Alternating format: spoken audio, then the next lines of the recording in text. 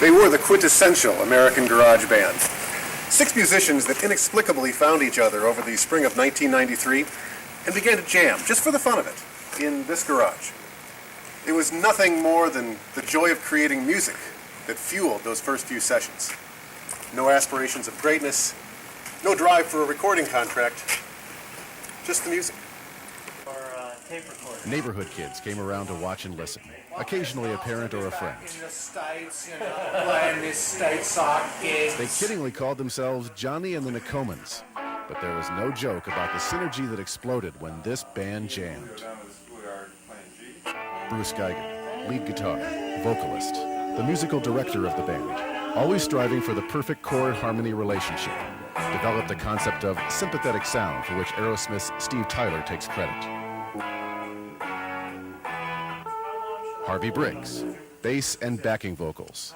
Geiger's partner in crime, the other half of this Jagger Richards, Lennon-McCartney creative team.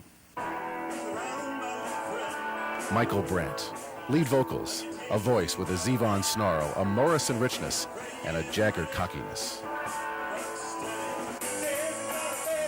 Stuart Levitan, sax and vocals, the lyric wit and political conscience of the Nakomans. A Dylan-esque vocal style, plays the sax like Eddie Van Halen plays keyboards, with his fists. Eddie Marion, the other sax in the Twin Towers of Soul, a cool, laid-back, smoky style, but with a Motown sizzle. Dave Hanson, keyboard journeyman, formerly with the Madison-based Obros, a keyboard style that could melt speakers and little girls' hearts. Doug Normington, drums and percussion, a recent replacement for the original Nakomans drummer Scott Klug, who ended up jumping to another band just weeks before serious rehearsals began for the Nakomans' first gig. A solid backbeat that provided the band with Charlie Watts-like stability. One visit to the garage on Cherokee Avenue told it all. This was a band on the verge of something very big.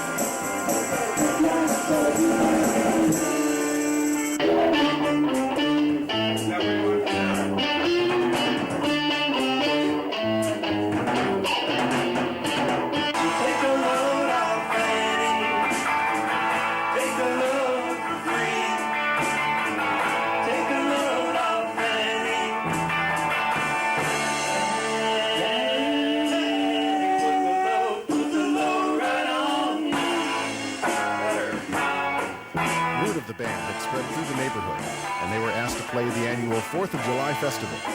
Half embarrassed and half intrigued, they accepted. The rehearsals took on a new tone.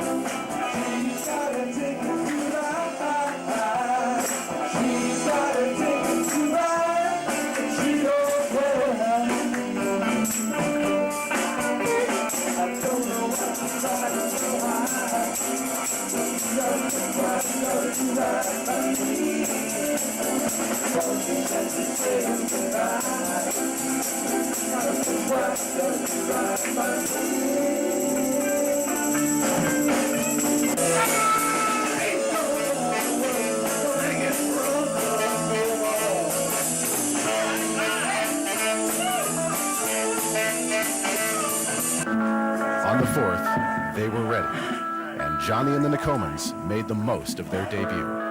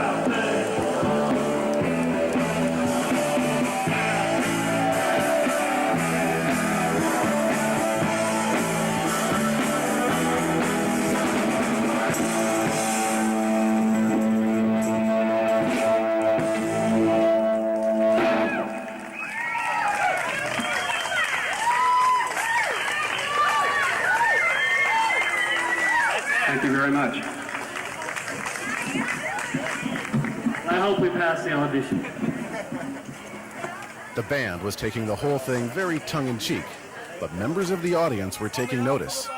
Columnist Pat Sims of the Wisconsin State Journal. Rock history. I think rock history is being made here. I think right here, as they approach 50, this band is getting so mellow.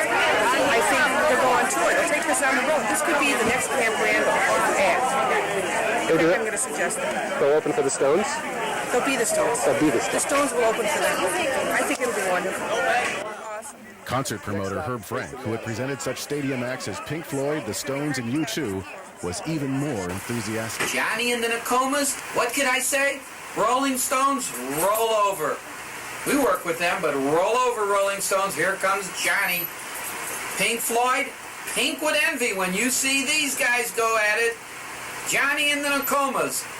Book it, Dano. At Frank's urging, MCA offered Johnny and the Nakomans a 2-CD deal. The band, never actively reaching for the fame that was now rushing in their direction, was buffeted by ego and greed. The band that was once a forum for musical expression and joy became a cauldron of personal agendas. As preparations for their first studio sessions were being laid, the national press caught wind of what was soon to be called the Nakoma Sound. Invitations for guest appearances on major network shows followed.